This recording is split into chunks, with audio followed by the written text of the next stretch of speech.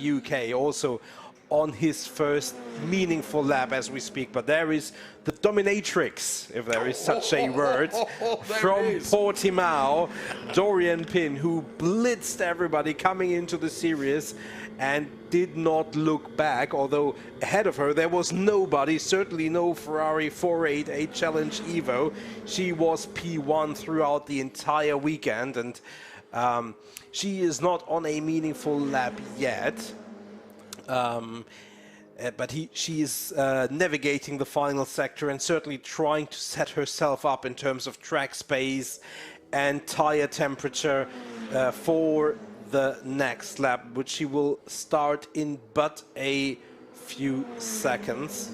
You can really appreciate from the onboard shot that you really don't have a second to relax on this part of the track. It's really non-stop left, right, and now she enters the final 2 turns, and here she will be set up the car perfectly, full throttle, and now it counts for Doriane Pin. Yes, hopefully we'll run the clock on Doriane Pin now, because for sure Doriane Pin will be after the time set by Adrian Sutil.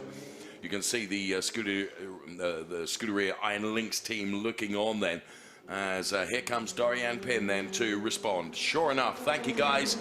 We run the clock on Doriane Pin, who will throw absolutely everything at this. Scuderia Nicky Iron Lynx driver then, who was so successful in Portimao.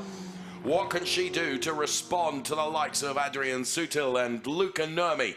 Well, the target time through Sector 1 is 34.197. Let's see what Doriane Pin does. It's a 33.746, Nico.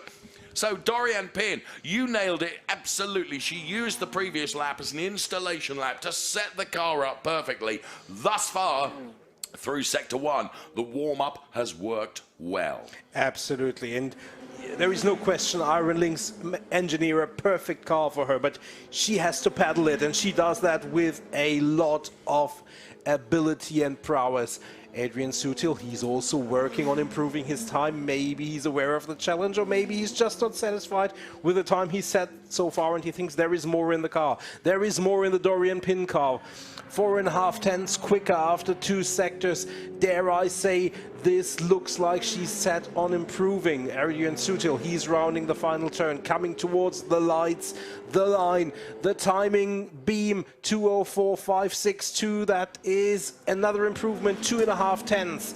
Will it be enough to defend his position against the charging Doriane Pin? Well, we're now going to see the Doriane Pin time as she's in the final twisty part of this circuit. Then Doriane Pin for Scuderia Nicky Iron Lynx, chasing the time by Adrian Sutil of 2:04.339. That's the target that Doriane Pin is focused on. The back end of the car stepping out just a little bit, beautifully controlled by Doriane then as she heads towards the timing beam now. 2:04.339 is what she is after, and Doriane Pin delivers a 2:03.607. Nico, that's a huge margin, 7 1/3 tenths. Well, somebody please look at the picture if she even made the chicane on the Mistral straight. That was so much quicker. I mean, incredible. Certainly nothing on our timing screen indicating that she ran afoul with that.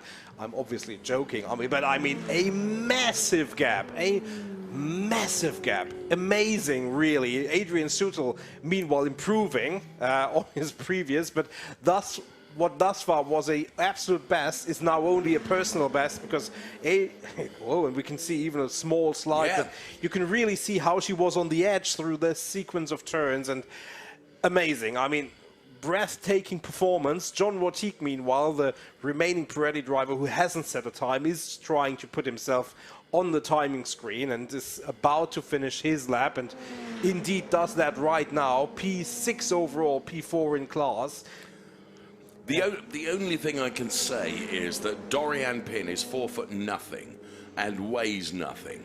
And you've got Adrian Sutil, who is quite a tall driver, and therefore I think the fight between these two is going to be awesome. But Doriane Pin, I mean, and she just did that installation lap, Nico, and you nailed it perfectly. She was just going through the warm-up routine and getting everything into order. This lap is bailed now for Doriane. But arguably, she's done enough, I would say, even with 6.5 minutes of this session remaining. She hasn't got a margin of just of a few 100ths or thousandths. it's very nearly, you know, 7.5 tenths. Yeah, definitely. And you say she bailed on this lap. It's still the second fastest lap we've seen thus far today. So, and she's in the pit lane. Now she's now that sentiment is obviously gone. But through 2 sectors, she was only 2.5 tenths down on her previous dominating time. I mean, that was really, really good. Credit to Christian Brunsberg, who quietly, as we were focusing on the Pirellis, has put it on pole in Pirelli Am, 4th overall, a 2:05.376, very, very creditable. And Brunsberg and Angibardi are splitting the Pirellis with John Vortique and Max Mugelli behind them. With 5 minutes and 44 seconds.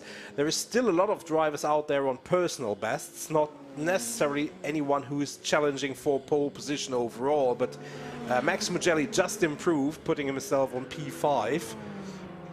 Arno Dahlmeier, personal best through Sector 1 and Sector 2. Arno Dahlmeier, another one of the drivers for the Scuderia Nicky Iron Lynx team. He's currently into the final sector then. And John Vortique, incidentally, Nico, has just gone 3rd fastest with a 2:05.074. I know you mentioned just a couple of moments ago that John Vortique was hoping to push himself up to the top end of the timing screen. Well, he's done that with a P3.